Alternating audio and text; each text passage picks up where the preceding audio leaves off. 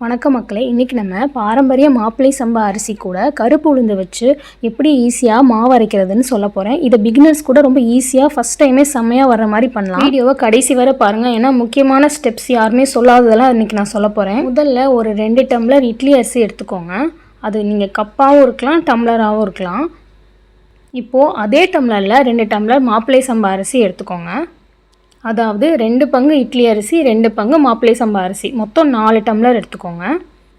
இப்போ நான் சொல்லிகிட்ருக்க அளவு வந்து 2 பேர் சாப்பிடலாம், 4 to 5 டேஸ் வச்சு. 2லேருந்து 3 தடவை நல்லா கழுவிக்கோங்க 2 அரிசியும். 2யுமே தனித்தனியாக நீங்கள் ஊற வச்சாலும் சரி, ஒன்றா ஊற வச்சாலும் சரி. ஏன்னா மாப்பிள்ளை சம்பா அரிசி வந்து சீக்கிரம் வந்து அந்த அளவுக்கு ஊறாது. அதனால் நார்மல் இட்லி அரிசியை விட இந்த அரிசியை வந்து கொஞ்சம் அதிக நேரம் ஊற வைக்கணும். இப்போது அதை கழுவி மூடி வச்சாச்சு. இதை மினிமம் 8 ஹவர்ஸ் ஊற வைக்கணும். நீங்கள் நைட்டு ஊற வச்சு காலையில் ஆட்டினாலும் சரி, இல்லை காலையில் ஊற வச்சு நைட்டு ஆட்டினாலும் சரி. இப்போது எந்த டம்ளரில் அந்த அரிசியை மெஷர் பண்ணிங்களோ அதே டம்ளரில் 1.25 டம்ளர் கருப்பு உளுந்து எடுத்துக்கோங்க.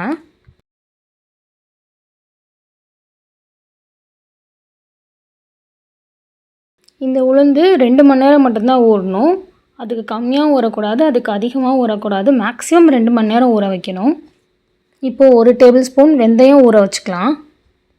இப்போது இந்த வெந்தயத்தையும் அரிசியும் ஒன்றா ஊற வைக்கணும். உளுந்த பருப்பை வந்து நான் ஜஸ்ட்டு மெஷர் பண்ணி வச்சுருக்கேன், ஆனால் தண்ணி ஊற்றி ஊற வைக்க மாட்டேன் இப்போதைக்கு. இந்த மாப்பிள்ளை சம்பா அரிசியும் வெந்தயமும் மினிமம் 8 ஹவர்ஸ் ஊற வைக்கணும். இப்போது காலையில் எழுந்திரிச்சதுமே இந்த உளுந்தை நல்லா வாஷ் பண்ணிவிட்டு தண்ணி நல்லா மூழ்கிற வரைக்கும் வைக்கணும். ஏன்னா உளுந்து நல்லா ஊறி பெருசாக வரும். இப்போ இந்த 2 அரிசியும் நல்லா ஊறி அரைக்கிறதுக்கு ரெடி ஆகிடுச்சு. இப்போ நம்ம கிரைண்டர் ஆன் பண்ணி அரைக்க ஸ்டார்ட் பண்ணிடலாம். இப்போ ஒரு முக்கியமான டிப்ஸ் சொல்ல போகிறேன். எப்போவும் நீங்கள் கிரைண்டர் ஸ்டார்ட் பண்ணுறதுக்கு முன்னாடி ஒரு அரை செம்பு தண்ணி ஊற்றிட்டு அதுக்கப்புறம் நீங்கள் அரிசி, அதுவும் கொஞ்சம் கொஞ்சமாக அரிசி போடுங்க. ஏன்னா நீங்கள் எடுத்ததுமே அரிசி நிறையா போட்டுட்டீங்க அப்படின்னா கிரைண்டர் இருக்கிற கல் வந்து ஸ்டக் ஆயிரும், சீக்கிரமே கிரைண்டர் ரிப்பேர் ஆகவும் சான்சஸ் இருக்குது. அதே மாதிரி நீங்கள் வெறும் தண்ணி மட்டும் ஊற்றிட்டு கிரைண்டர் நீங்கள் ஆன் பண்ணி விட்டுட்டிங்கன்னா கிரைண்டர் ரிப்பேர் ஆகிடும். அது 1 மினிட் மேலே ஓட விட்டுறக்கூடாது. நீங்கள் தண்ணி ஊற்றின அடுத்த செகண்ட் நீங்கள் அரிசி போட்டுருணும். இப்போ 2வது முக்கியமான டிப்ஸ் சொல்ல போகிறேன். இப்போ நீங்கள் அரிசி ஆட்டும் போது நீங்கள் எவ்வளோ தண்ணி வேணாலும் ஊற்றிக்கலாம். பக்கத்துலேயே இருந்து கொஞ்சம் கொஞ்சமாக தண்ணி ஊற்றணும்னு அவசியம் இல்லை. ஓரளவுக்கு ஆட்டுற அளவுக்கு தண்ணி ஊற்றிட்டு நீங்கள் மூடி வச்சிடலாம். ஒரு 5 மினிட்ஸ் ஒன்ஸ் நீங்கள் செக் பண்ணிக்கோங்க அரிசி ஆட்டிச்சான்னு. நீங்கள் வந்து ரொம்ப நைஸாகவும் ஆட்டிடக்கூடாது, கொஞ்சம் குறைன்னு ஆட்டினா அதுவே போதும். இப்போ உளுந்து நல்லா ஊறிடுச்சு பாருங்கள், இவ்வளோ நல்லா உப்பி வந்திருக்குன்னு. இப்போ இதை ஆட்ட ஸ்டார்ட் பண்ணிடலாம். இப்போ உளுந்து ஆட்டுறதுக்கு முன்னாடி கொஞ்சோண்டு தண்ணி ஊற்றி நம்ம ஊற வச்ச வெந்தயத்தை சேர்த்துக்கோங்க. இப்போது வெந்தயத்தை சேர்த்ததுக்கப்புறம் ஒரு நிமிஷம் ஓட விட்டுருங்க கிரைண்டரை. அதுக்கப்புறம் உளுந்தை கொஞ்சம் கொஞ்சமாக ஆட் பண்ணுங்கள். நம்ம அரிசிக்கு மாதிரி இங்கே நிறைய தண்ணி ஊற்றக்கூடாது, கொஞ்சம் கொஞ்சமாக தான் தண்ணி ஊற்றணும். உளுந்தையும் நீங்கள் கொஞ்சம் கொஞ்சமாக தான் போடணும்.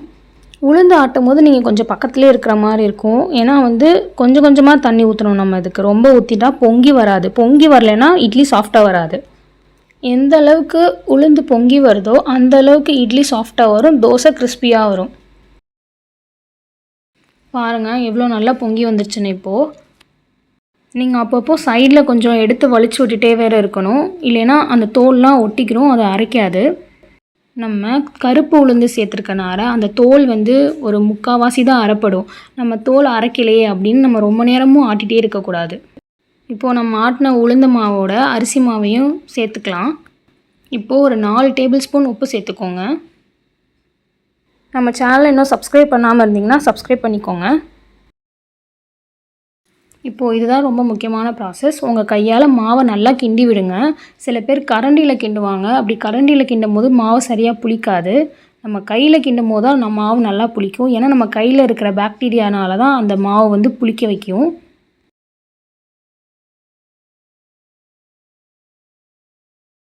இப்போ நல்லா மிக்ஸ் பண்ணதுக்கப்புறம் 2 சம்படத்தில் பிரித்து வச்சுக்கோங்க.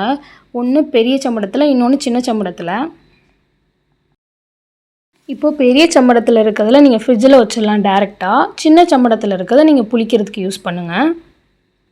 இப்போ நான் அதை காலையில் ஒரு 11 மணிக்கு நான் ஆட்டியிருக்கேன். நைட்டு இந்த சின்ன சம்படத்தில் இருக்கிற மாவை யூஸ் பண்ணி நான் இட்லி ஊற்றிடுவேன். பாருங்கள் நைட்டு எவ்வளோ சூப்பராக புளிச்சிருச்சுன்னு. இப்போ இதில் இட்லி ஊற்றினா இட்லி செம்ம சாஃப்டாக வருங்க.